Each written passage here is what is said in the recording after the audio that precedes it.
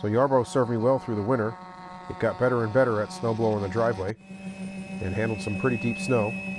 Most of the time it cleared the driveway as I was getting ready in the morning.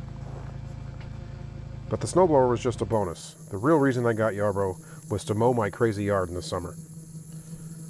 So after a long wait for the snow to melt, it was time to convert Yarbo from snowblower to mower. First step is removing the GPS antenna extensions, then removing the winter studded tracks and replacing them with the summer smooth grass tracks. Like other robot mowers, the mower module has 2 spinning discs with razor blades. And so this was my very first test of the Yarbo mowing.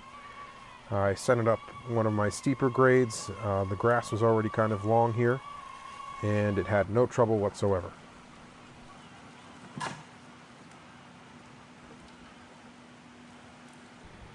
So I put it right to the hardest test. This is the steepest part of my lawn. It's over a 30-degree slope.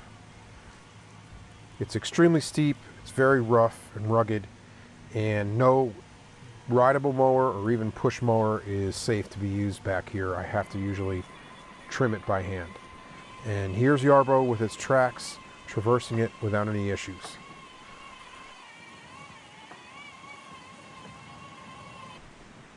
You get a good sense of how rough this yard is. You can see this big mower module just articulates over everything. And yeah, it's so steep it's kind of sliding sideways, but it doesn't seem to care too much. Now I did learn that it doesn't really have enough weight to reverse up a steep slope, and if it's going straight down it may not be able to brake enough either. Oh shit. So I learned the key here is for steeper areas to make sure you pay attention to the angle so that it's going across or diagonal to the slopes, which you can do easily in the app.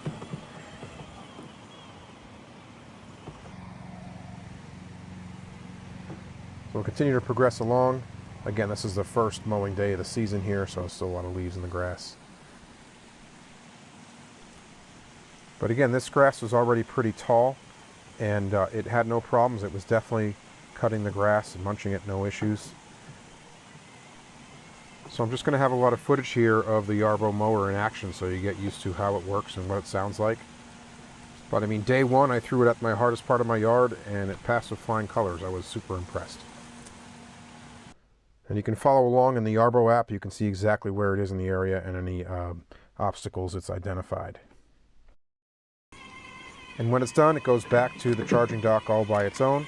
So I'll show you here exactly how it does that. I put some cheap yard tile down here just because I know it's going to wear down the grass around the charger here.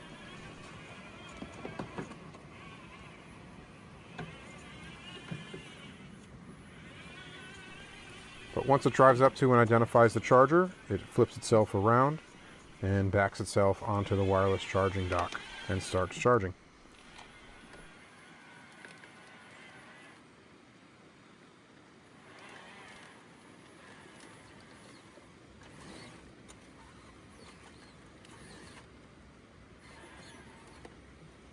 Ready to charge.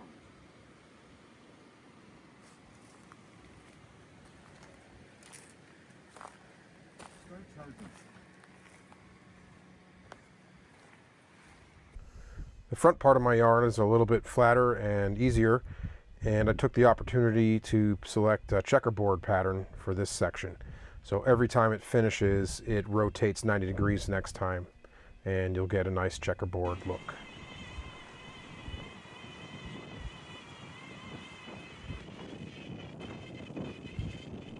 So you can see the app where it's drawn lines in that section there.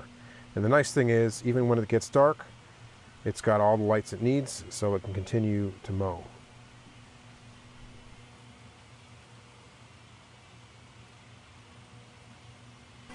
Another challenging part of my yard is inside the fence, so I have to let it in with gates, and this also has some pretty steep hills, but it's also got dogs and plants and gardens, so another complicated area to mow in.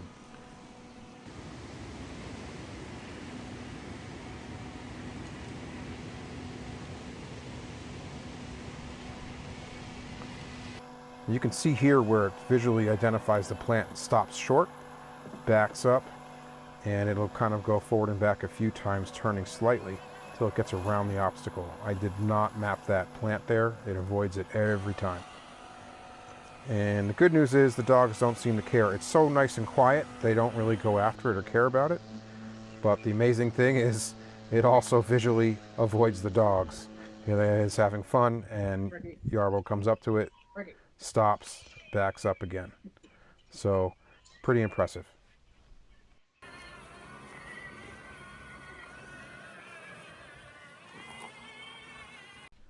One day I started a job and I got a notification that a collision occurred.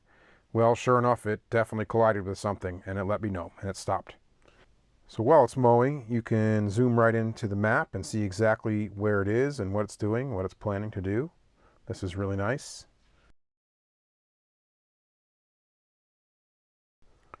Another awesome feature is going into the menu while it's mowing and pulling up the cameras live, and you can see what it sees. This is pretty impressive, actually, because it's almost nighttime here. And those tall blades of grass almost look like trees to me. In fact, that's why sometimes you have to change the settings for contact, because it will identify those as obstacles.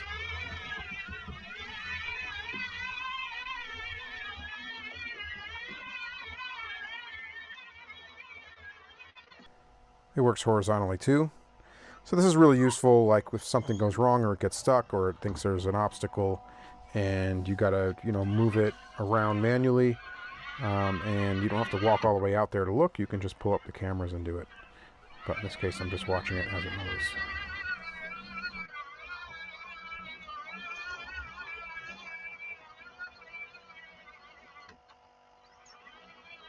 After about 2 weeks, maybe about twice around the yard, I took the mower module off to check out how it's doing. And as you can expect, it's accumulated a bunch of grass, especially because it was wet a few times. But what surprised me is the blades were already pretty worn. Now I have tons of rocks and sticks and things, so I'm not too surprised. And so I actually unscrewed them and flipped them around so the other edge could be used, which was surprisingly easy. So that's the start of the summer with the mower module. It's really impressive, and I think it does a nice job on the easy parts of the lawn, and it definitely handles the more challenging parts as well. So this is what I bought Yarbo for. So stay tuned for more updates.